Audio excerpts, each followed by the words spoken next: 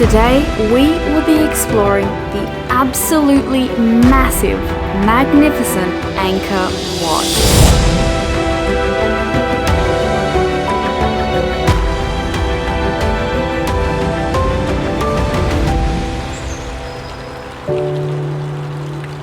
We have come to Angkor Wat this morning and have just watched the sunrise. Unfortunately, not a whole lot happened. Obviously the sun rose, it's light now, which was pretty cool, I guess, arriving when it was pitch black. And then now that it's light, we can kind of see the temple in all its glory, but no pretty colors or anything like that. It is wild how many people are here. I mean, sunrise is the most popular time to visit Angkor Wat, I imagine, but just the sheer number of people. And you kind of see a few as we got here, and then you turn over and the crowds just kept growing and growing. It's pretty beautiful so far. We're definitely going to go in and explore a bit more and visit a few of the other temples as well during the course of the day. I'm sure I look very tired. We've been up since 3:30. Getting up this early should be illegal. So today might be a bit of a struggle, but we'll get through. So our guide had told us the sunrise was at 6:15 and we got there at about 5:20, so we sat there for an hour. But of course, the second we get up from our front row spots, you can see the sun peeping out behind the temple. Always don't have enough patience, but we did wait a very long time. Very bright red sun there poking out now.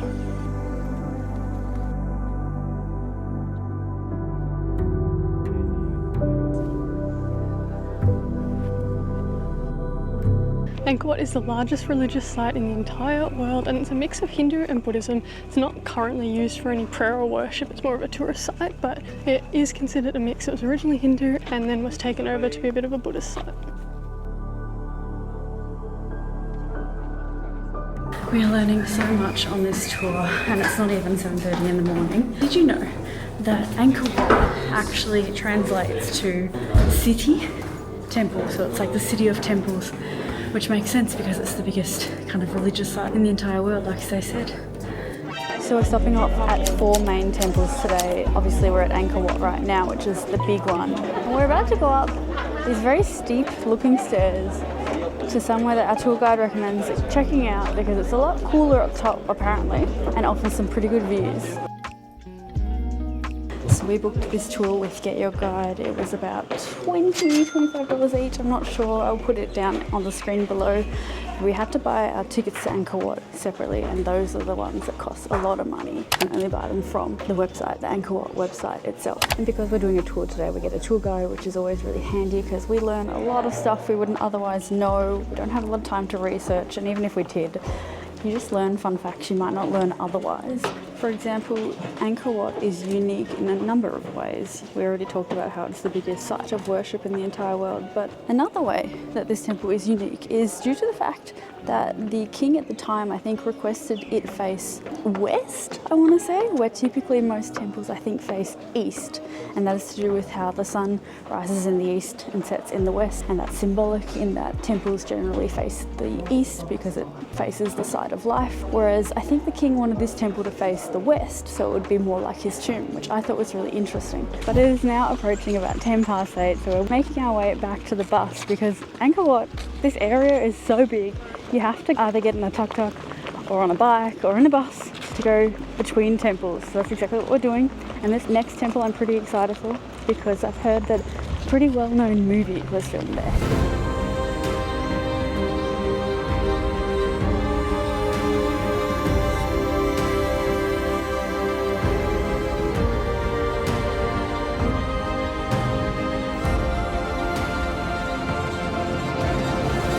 Our second stop of the day, which is Prohm Temple, featured in Tomb Raider. The truth is, I haven't maybe ever seen the Tomb Raider movie, but I did used to play the Tomb Raider game on PlayStation 1 or PlayStation 2 or both. So I'm a little bit familiar. It's the same thing. It's the same thing. I know that Angelina Jolie starred in the film because she's Mr. T's ex-girlfriend. Other than that, I think Stacey and I have some homework to do. Fingers crossed it's on Netflix because that is the only thing available here in Cambodia. Hey guys, we did in fact go home and watch the movie and unfortunately cannot recommend.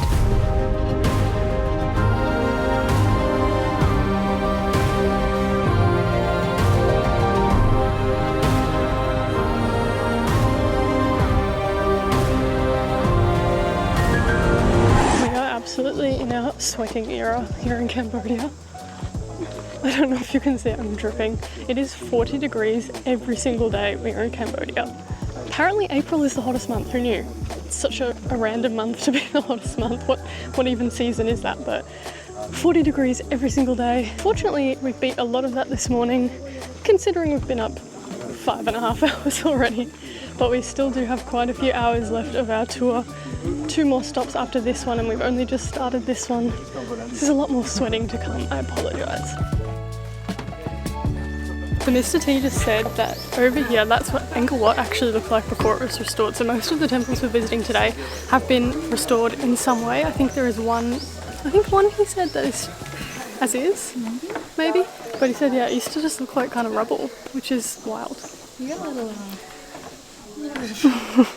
I'm sweating so much, and it's only 30 degrees and it's going to be 40. It's 30 degrees, but it probably feels like 40 right now. So when it's 40, it'll feel like 50. Yeah. Guys, Mr. T is so funny. He refers to our group as family. So when he wants us all to gather, he yells out family, family. Family. Family. And he loves putting on accents too. He keeps saying, take a photo. Take a photo. Photo. It's very funny. This tree is literally growing out of that building. And Mr. T says that the tree is supporting the building and the building is supporting the tree. So if one goes, both go. That's one of the coolest things I've ever seen. Like, it's literally growing outside of the building. Those are its roots coming down off the ceiling. And the roots are huge. I'm speechless. This tree has a hole in it, all the way through. And we finally made it to the location where Mr. T and Angelina Jolie had their meet cute. Right here, underneath that big tree. You get goosebumps just being here. What a shame that relationship didn't work out. It actually looks like this tree has given birth to this building. Or it's like about to eat it. Guys, don't get me wrong, Angkor Wat was so cool. I mean, it's the biggest, as we said, it's the biggest religious site in the whole world, so you can't really get over that. But this is my favourite so far. I mean, you've literally got trees coming out of buildings, like life growing out of things that isn't full of life. It's, I don't know, a bit spiritual. So I think this has definitely moved to the top of my temple list, and we've been to a lot of temples on our year of travel. Previously, my top temple was in Thailand, Chiang Rai, and I'll put the video up there if you'd like to see that. But this is really, really cool. I think it's definitely worth a visit. And if you're coming to Angkor Wat anyway, you've got to visit this one too. But Mr. T said his favourite temple is number 4. So we've still got 2 more to go. It'll be interesting to see where they all end up ranking.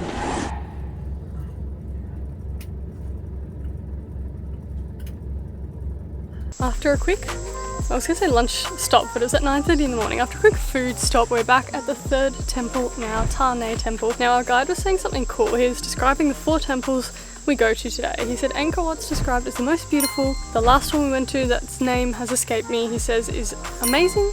This one is peaceful, and the last one is wonderful. Which I think is pretty cool. It's definitely very peaceful here, very quiet, not a lot of tourists, unlike the first 2. So let's go check it out. We only have a short stop here, about 20 minutes, so we'll duck in and see what it's like.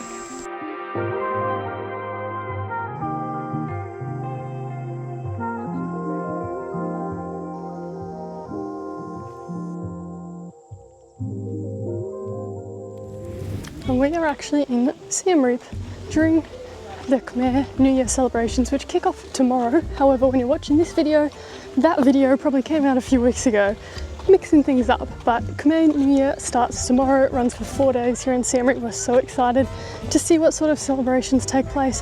Hopefully you enjoyed that video, and if you haven't seen it, we will put that one up there as well.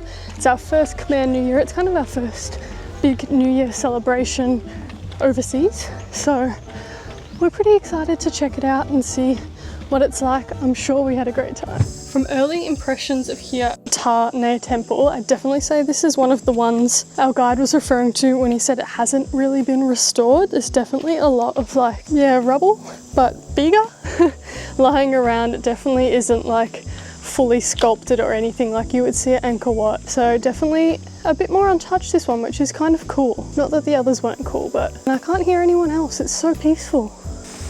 Look at the size of this root. And similar to the last one here, there is like trees kind of growing through, in this case, the rubble. So if you can see behind me here, this kind of root here is growing through the rubble. So there's a bit of that as well, which I have to say I love. Like Angkor Wat was super beautiful, don't get me wrong, but there's something so cool, as Rosh kind of mentioned, about the trees growing through the temple. It's very cool, and I've noticed like all the temples we've seen are very much kind of that one neutral colour, which I guess is maybe a Cambodian thing, but definitely very different to some of the other temples we've seen on our travels. We've seen all white temples, we've seen bright blue temples, all different pops of colour, but these ones are very neutral, just kind of rock, limestone looking in colour. It's so fun now that we have the 2 cameras. If you missed it, some of our previous videos, we do now have 2 cameras. Rosh has got our main vlog camera over there, which is linked in the description if you're curious as to what gear we use, or you can check out on our website. I did a whole article on all our camera gear, but she's got our main vlog camera over there, and I'm filming on the DJI Osmo Pocket 3, which is a new little gift we bought for ourselves. We initially intended it to be for in crowded environments and restaurants and things like that, where it's a bit harder to get out this big giant camera, but we're just loving it. We're loving each of us having a camera and being able to film our different perspectives. And now we've got a bit of inception going on as well. But no, this bad boy has been really good, and I mean the quality has been almost as good, if not just as good, as our main big camera over there, so we can't complain too much about that. Plus, I get to do this. And if you are new around here, I'm Stacey, and that's Rosh in the background. We're Go for Launch. We've been traveling the world for 10 months at the time of filming this video. By the time you see it, it might be 10 and a half months, maybe even closer to 11, but we're going for a full 12 months filming all our travels. We have 2 new countries left on our list. We've still got quite a few months left and plenty of travel adventures past that as well. So if you're enjoying the video, we'd appreciate if you subscribe, like the video if you enjoy it as well. We're super excited. Our next country coming up is a brand new one for both of us, and we're super excited about it. Plus, we have some special guests joining us as well. So in typical Rosh fashion, I think I've spoken too early. I said that the second temple was my favourite one. This one is definitely equal. It is, I think there's just something really cool about it being a little bit in ruins. Like, it has that untouched feeling. So it makes it feel like the age that it actually is, which is pretty amazing. Also, does it remind anybody else of Temple Run? Because that's the vibe I'm getting here. I wanted to do a bit of a temple run myself, but Stacey said it probably wasn't allowed. Wow. Natalie. It's a little House Bunny reference to all those who watch. We watched that movie for the first time the other day, and that's like the one really funny scene. Yeah. It wasn't an amazing movie, but Natalie. And this is meant to be a really cinematic shot, but now it's just Natalie. One downside about doing a group tour is I don't like being late, and I don't like being the last ones back. So when you get given a time to go back, I get very anxious about missing that time or being the last ones back. Rosh, on the other hand, has no hustle. She doesn't care. Not that she wants to hold people up, but she's like, it'll be fine. We'll get there on the exact time they said to come back. But me, I'm now coming back alone because Rosh wants to film more of the inside, but I need to make an appearance for Go for Launch, so we both aren't late. I have 2 minutes. Can I do it? And now I've lost Stace. I'm in the temple by myself, and it's starting to feel a little bit spooky, so it's time we find Stace. Stace? Oh, I see her in the distance. Okay, time to head to our last temple.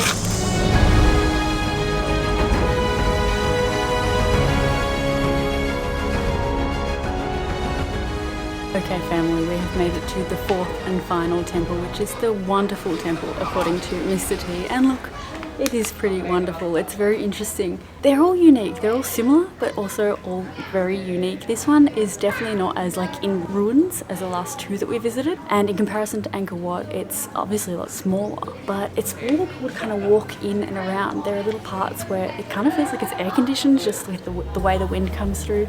And Mr. T took us to a sculpture or a stone type thing that is kind of worshipped or known as being the fertility stone. Mr. T had a different name for it. It was a really funny name, but I'm not going to repeat it. But essentially he had his own personal story where he and his wife were having trouble having a baby, and so he decided that every day he'd come to work, he'd touch the stone, and 9 months later his wife was pregnant. So I thought that was a pretty awesome story. So as with Angkor Wat, which is kind of a Hindu Buddhist temple, you can see touches of that at this one as well, which is so cool because I've never seen like the merging of 2 religions. Like you can see like Mr. T said, there are faces of like gods, I guess, in the rocks, and you can tell which one are the Hindu gods because they have the third eye on their forehead. But then there's also Buddha statues throughout the interior of the temple. It's just so cool. I've never seen two different religions kind of represented in the same place of worship.